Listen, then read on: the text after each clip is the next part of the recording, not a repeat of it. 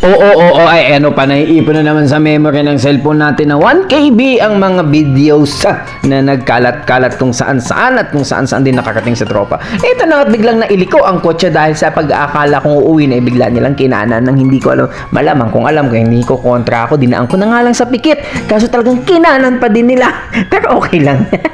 Medyo gusto ko din naman yung pupuntahan eh. Ito na, welcome to Hit Cave. Ang matagal ko nang gustong puntahan na. Ngayon ko lang napuntahan nung ko pang plano to 2020 pa nung nandito ako. Ano kasi ito yung underground cave na nagkaroon ng tubig. Pero totoo, oil ang gusto talagang diskubrihin dito. Kaso ang nakuhita nila is tubig which is unlimited, hindi natutuyo. So, come on, halika, sabay-sabay natin babarin. Teka po, ayan o. Ganyan nga. Oh. Yan o, yan. Sumingit pa guys. Ulitin mo, gago. Huwag na, ayan, papakita ko lang o. Pupunta kami sa Hit Cave. Nakita niyo yung nasa likod ko, yun yung Hit Cave. Sige, magganyan ka. Yan yung man-made cave na ngayon lang namin mapupuntahan na pinaksapan nila ako.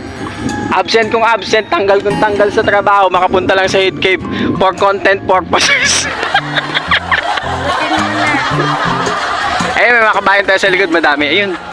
Tapos ito hindi ang kabayan, Chinese yan. Nagpapanggap lang na Pinoy yan. Kamag-anak ni Alice Go. Laki din sa farm.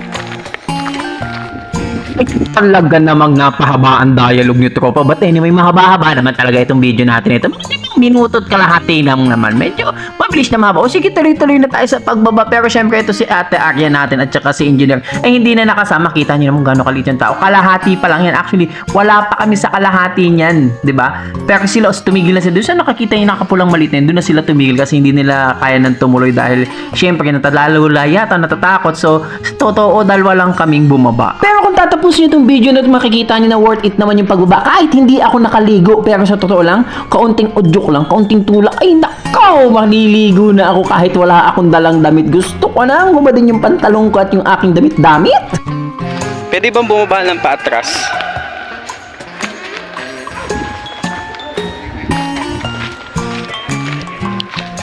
Palalim ng palalim, Ning.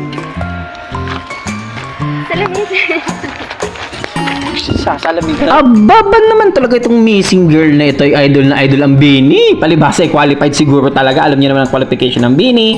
Maputi, may kulay ang buhok, makinis-kinis, at saka walang... Ito lang yung malakas ang loob na sumamang bumaba. Tingnan naman kung gaano kataas. Ang dami pang bumaba. Andun sila tropa, oh. Ang liit na. Tapos ano yung dugo? Tapos kala ko dati, maliit lang yung cave. Malawak pala. Isama mo ako sa video. Tumayo ka dito. Ang lawak pala nung cave. Kala ko maiksi, mga kaibigan nating Pakistani, Indian. Nag-i-enjoy sila. Bakit gusto ko tuloy maligo? Tangiling yan. Ano, huwag niyo na patagalin. Bamala kayo, dalian niyo. O yun, fairness, alam niyo yung tubig dito kahit gaano kainit sa labas, ang lamig, hindi siya yung nagiging maligamgam. Kala ko ini-expect ko, baka ako maligamgam. Yung pala malamig kasi siguro nga nasa loob ng kuweba. Kaya siguro ganun yung temperature. Kaya talaga namang mapapaligo ka kung wala kang control. Kung di ko naisip na matatagal lang kaming umuwi, ay nako, gasino nang magladok. Maski man lang ilang minuto man lang magtakatabso maka-experience. Kaso una sa lahat, wala nga akong dalang brief. Kaya tinamad din ako. Kasi nga wala nga to sa plano. Alam niyo, simula bigla na lang kumanan yung kotse. Tapos, bigla na lang binit-bit, pinikit ko na nga lang kaso naramdaman ko talaga yung pagkanan. Pero syempre, hindi na din naman kami nagtagal kasi nga may mga kasama kami naghihintay sa taas. Baka nainip. Alam niyo, pag-akyat namin, sinabihan kami, ba't di kayo naligo? Maghihintay naman kami. Kung sinigaw niyong maligo kami, ginawa namin. Pagod! Friendship! Dami akong friendship sa babae. Pagod pala. Kalahati lang. Ganun yung experience pag-aakyat ng bundok. Yung pagbaba, madali. Yung pag-aakyat, mahirap. So dalawa lang kami ni Hasan na yung babaeng yun. Yun. So yan yung Hit Cave. Man-made cave yan na nagkaroon ng pool sa loob. Kasi ang totoo niyan, ang hinahanap dyan oil. Kaso tubig yung lumabas.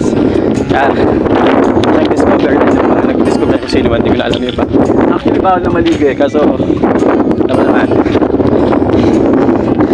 As long as walang guard, pwede.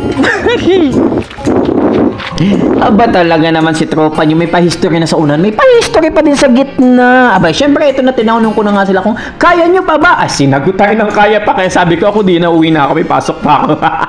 See you next vlog, madami pa tong kasunod. Yo!